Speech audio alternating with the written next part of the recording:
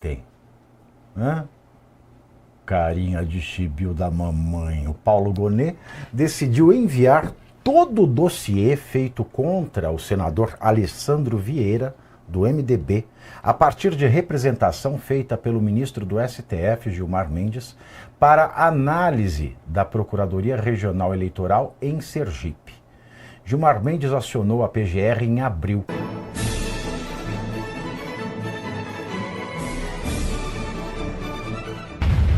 Ler um negócio desse, porque o panaca geral do regime, a cruza do Rony Cócegas com a velha da praça, o cara de chibiu, tá aí ó, olha a carinha de chibiu que ele tem.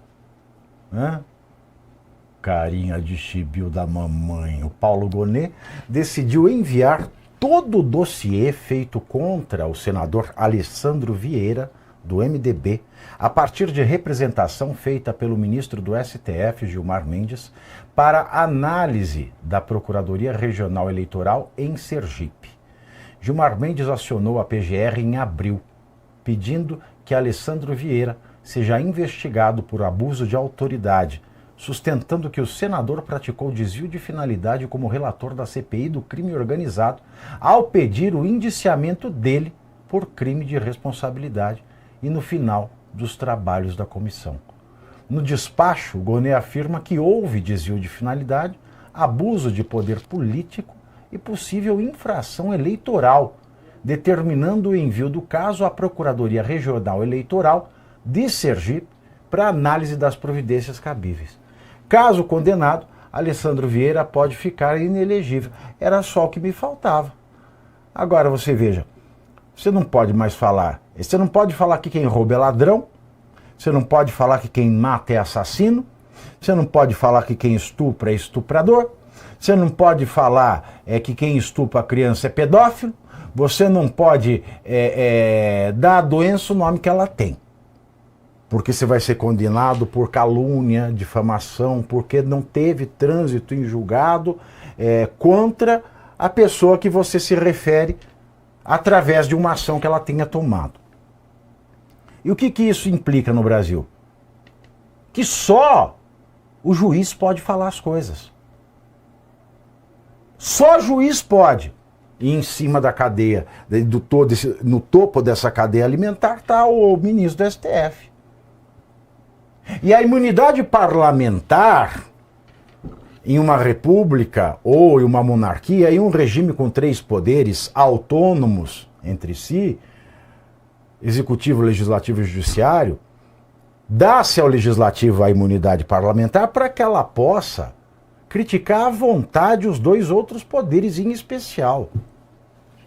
Senão não haveria sentido haver imunidade parlamentar a partir do momento que um dos poderes, o mais poderoso de um dos poderes, que se tornou mais poderoso, pede para o outro ser condenado porque ele cumpriu a sua função parlamentar mais essencial dentro da teoria da tripartição de poderes e que anima o conceito de imunidade parlamentar. Nós estamos no fim do mundo, Eduardo.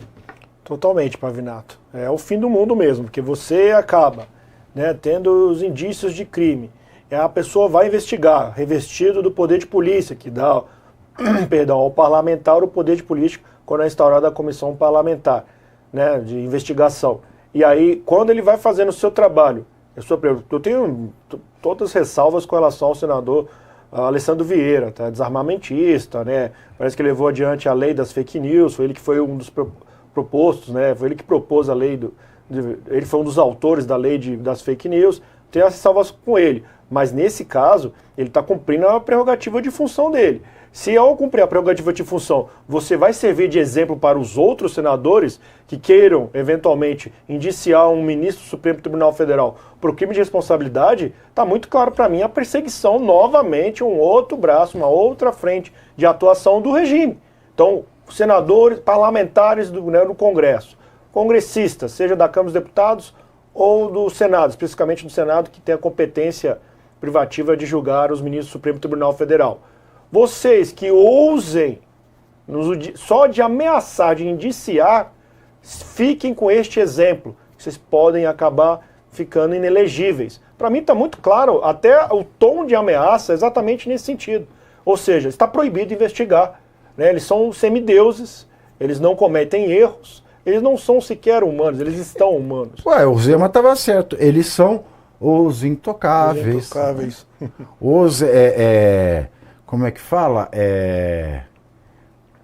Os ininvestigáveis, né? E é o intocável. E o mesmo Gilmar Mendes, que achou ruim da expressão intocável, é que está evocando a sua inintocabilidade. Ele fez uma representação para o próprio Supremo onde ele atua.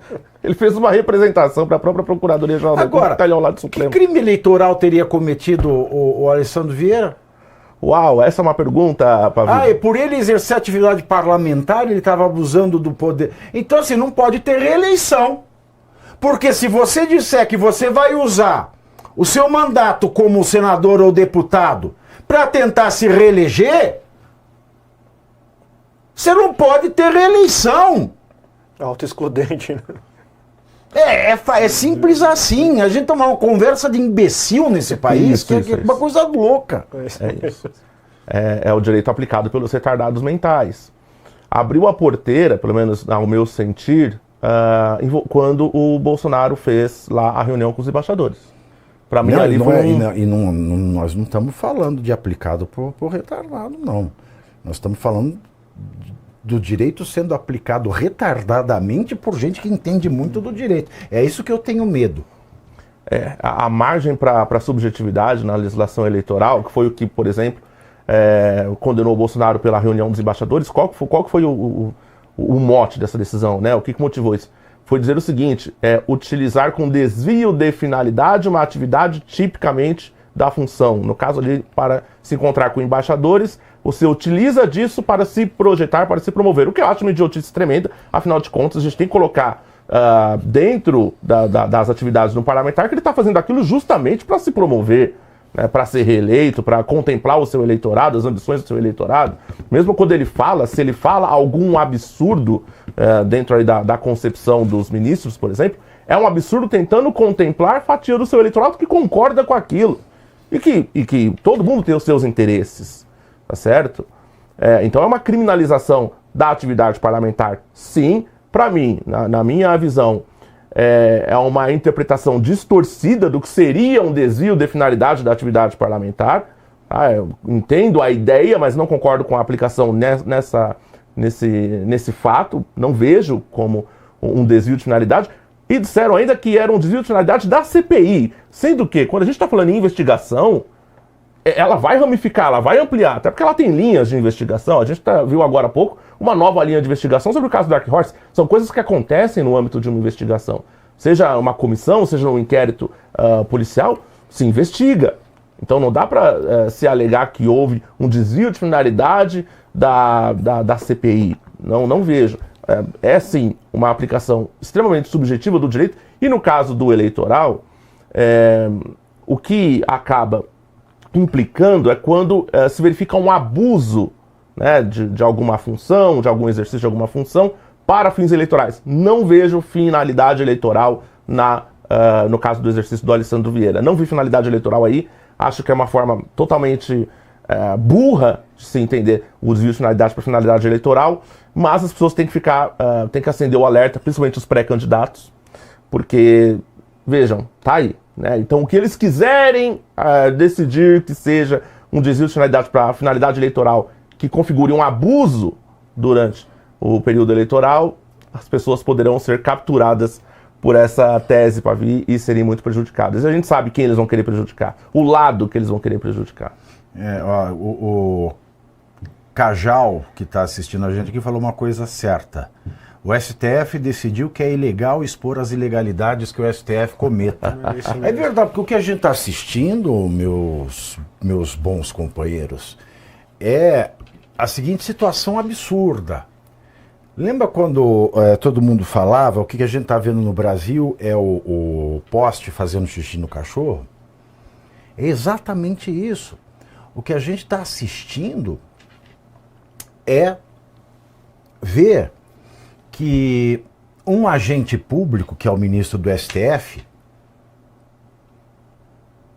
que é aprovado ou não pelo senador para estar no seu cargo de ministro do STF e que pode ser excluído do seu cargo no STF pelo Senado, através do impeachment, esse ministro que proibiu